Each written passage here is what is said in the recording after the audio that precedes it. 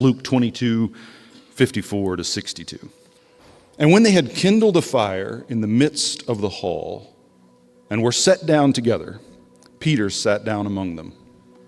But a certain maid beheld him as he sat by the fire, and earnestly looked upon him, and said, "This man was also with him." And he denied him, saying, "Woman, I know him not." And after a little while, another saw him and said, "Thou art also of them." And Peter said, "Man, I am not. Woman, I am not. Woman, I know him not. Man, I am not." And about the space of 1 hour after, another confidently affirmed, saying, "Of a truth, this fellow also was with him. He is a Galilean." And Peter said, "Man, I know not what thou sayest." And immediately, while he yet spake, the cock crew. And the Lord turned and looked upon Peter. And the Lord turned and looked upon Peter. And Peter remembered the word of the Lord, how he had said unto him before the cock crow, "Thou shalt deny me thrice." And Peter went out and wept bitterly. The wounding gaze. One more time, the key line from this passage, the Lord turned and looked upon Peter. The distinction between lux and lumen, and between passively receiving light and actually having light in your eyes. You know, remember, there's the saying of Jesus, like, if the light in you is darkness, how great is that darkness? It's a reference to how you see, that you should bring, your gaze should be enlightening. You can learn to see in ways that bring light to the world. We've learned to see like a search command, right? We're scanning for things, but we're meant to see creatively. Our vision is meant to bring light to the world. To look upon is to, in an active way, grace people with your gaze so that they are brought to themselves. Right? To look at people in such a way that they can see into themselves. Yeah, Raj.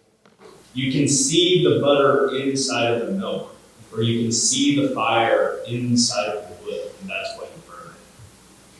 I love that. Yeah, like kind of recognizing the truth of the thing. Yeah. Right. The face of Jesus is not one face among many. It's every face in its truth. It's every face in its glory. And so Bulgakov sees this in the face of Mary at the Sistine Madonna. But what happens is Jesus looks at Peter. Peter is struck to the heart.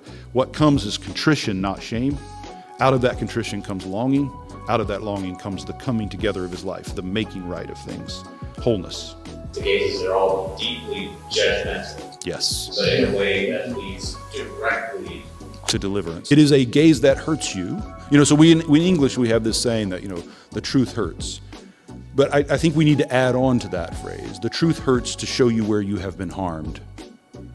The truth hurts to show you where you have been harmed so that healing can come.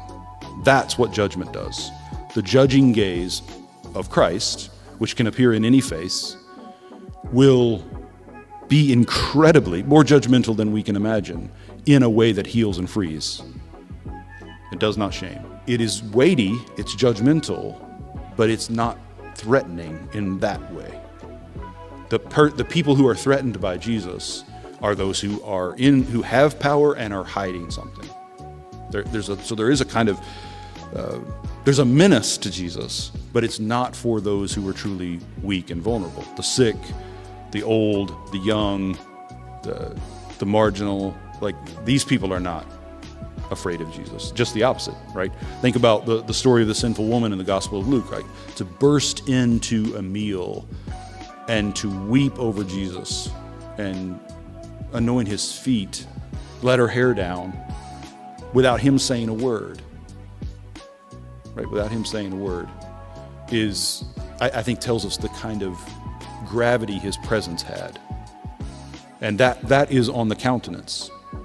Like the way all of this that I'm describing here about his presence is only recognizable in countenance, which means his countenance had to have been the kind of countenance that only unnerves people who have something to answer to God for.